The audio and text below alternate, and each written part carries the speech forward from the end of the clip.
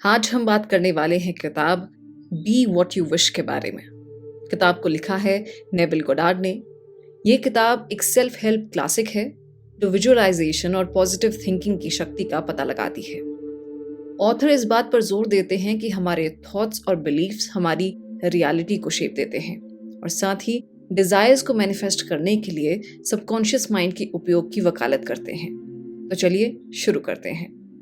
इस किताब में लेखक इमेजिनेशन, प्रेयर, मेडिटेशन और रिकग्निशन के बारे में बात करते हैं। आज के इस वीडियो में हम सिर्फ इमेजिनेशन की बात करेंगे। हमें इमेजिनेशन में वो एक्सपीरियंस करना चाहिए जैसा सच में गोल को हासिल करके हम महसूस करने वाले हैं, क्योंकि ऐसा करने से हमारी सोल इमेजिन्ड एक्शंस को डिजायरेबल सिचुएशन में रख पाती है।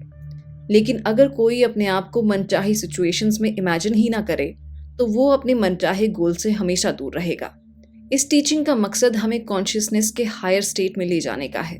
इसमें आने से हम ज्यादा सेल्फ कॉन्फिडेंट महसूस करते हैं। इसलिए ऑथर कहते हैं कि ग्रोथ की तरफ पहला शब्द है राइज, यानी उठो।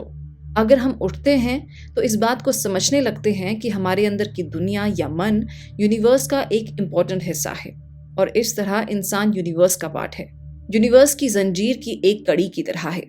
जैसे जैसे हम अपने बारे में ज्यादा अवेयर होने लगते हैं वैसे वैसे हमारी बाहरी दुनिया भी ग्रो करने लगती है।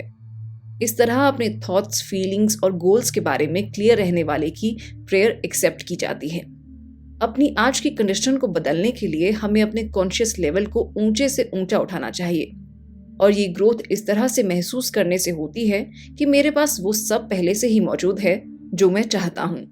आज की कंडीशन को बदलने के लिए हमें कॉन्शियसनेस के हाईएस्ट लेवल तक उठना होगा, क्योंकि सब कुछ हमारे बिहेवियर पर डिपेंड करता है।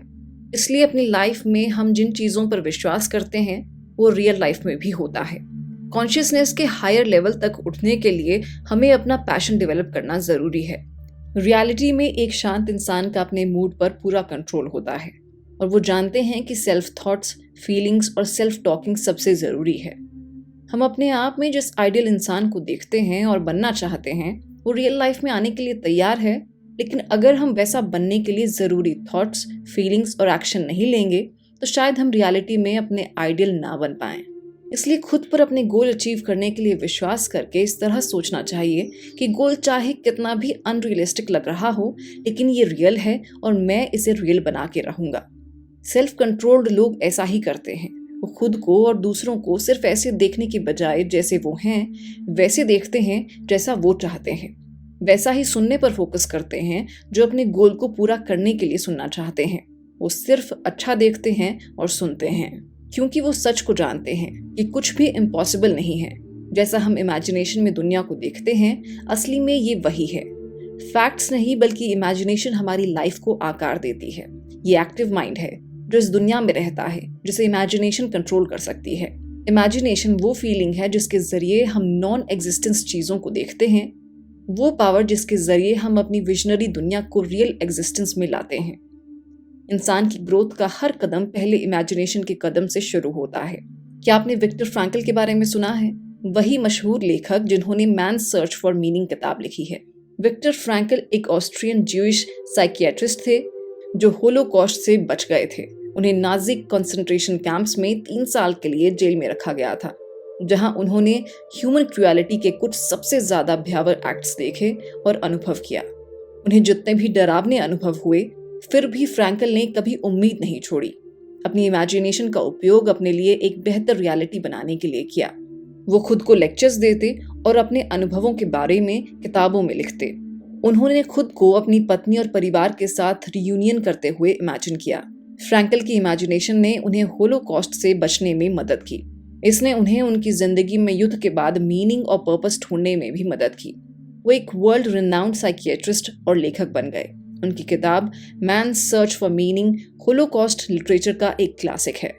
फ्रैंकल की कहानी एक रिमाइंडर है कि इमेजिनेशन की पावर हमें हर मुश्किल से बाहर निकालने में मदद कर सकती है, चाहे हालात कितने भी अंधेरे में क्यों ना हों। इससे हमें जीवन में मीनिंग और पर्पस ढूंढने में मदद मिलती है। सिर्फ इमेजिनेशन ही इंटेंशन को पूरा करने का तरीका है, क्योंकि जो इंसान अपनी इमेजिनेशन में अपनी मनचाही खुशी को महसूस कर सकता है वो हर मनचाही चीज के बारे में सोच सकता है, महसूस कर सकता है और हासिल कर सकता है। वो जानता है कि इमेजिनेशन के जरिए वो अपने आप को अकेले से शुरू करके हजारों लोगों की टीम भी बना सकते हैं। रियलिटी में देखें तो इमेजिनेशन के जरिए हम सभी अपने फ्यूचर को अपने आप से बना रहे हैं, चाहे वो अच्छा हो, बुरा हो या नॉर्मल।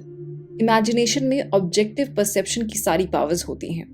खुशी से लेकर गम और यहाँ तक कि अच्छी लाइफस्टाइल से लेकर भयानक डेथ तक, इमेजिनेशन से हम वो बन जाते हैं जो बनना चाहते हैं। इसलिए आज ही अपने आप से ये कमिट करें कि वही इमेजिन करें जो सच में होते हुए देखना चाहते हैं।